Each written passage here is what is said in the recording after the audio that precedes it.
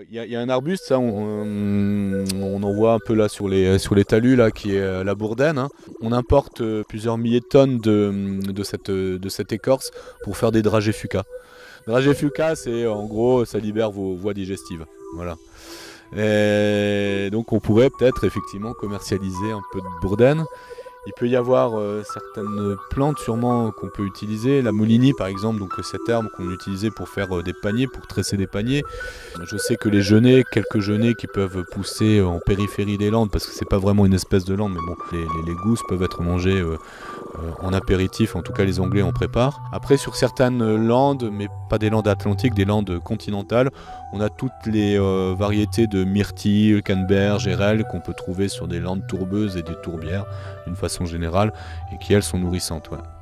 On aurait pu mettre des chevaux bretons, hein, parce qu'il y a eu des chevaux bretons qui pâturaient les landes, hein. Et on avait aussi avant, quand on chante Adada sur mon cheval, Adada sur mon bidet, le bidet c'est pas le meuble de salle de bain, l'installation de salle de bain, c'est un cheval, le petit bidet, qui ressemblait beaucoup au poney d'Artmoor, hein, à peu près la même taille, et sur lesquels allaient les chiffonniers des Monts d'Arrée, de ferme en ferme, pour faire leur commerce.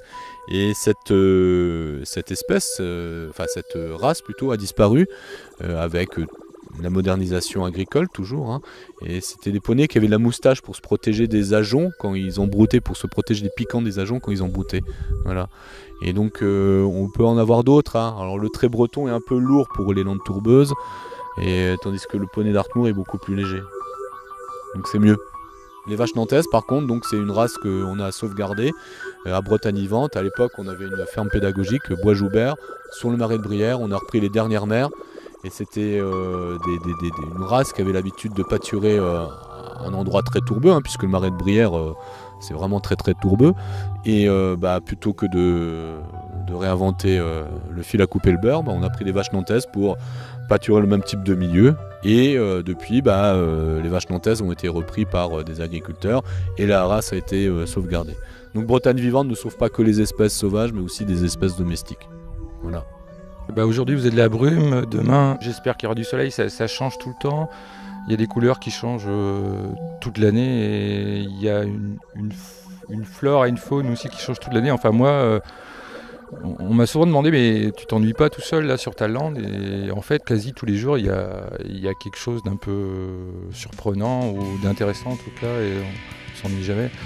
Sur Plounier-en-Ménez on a aussi le toit de la Bretagne, et c'est un site qui est presque aussi beau que les Creuilles. Presque.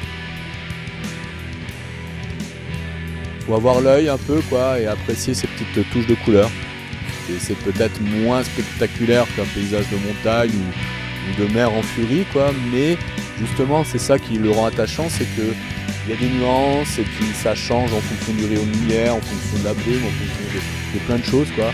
Et je pense que c'est un paysage pour de fins connaisseurs, quoi, qui savent apprécier justement ces nuances. Je crois. Ouais. C'est de la haute gastronomie, le paysage. Voilà.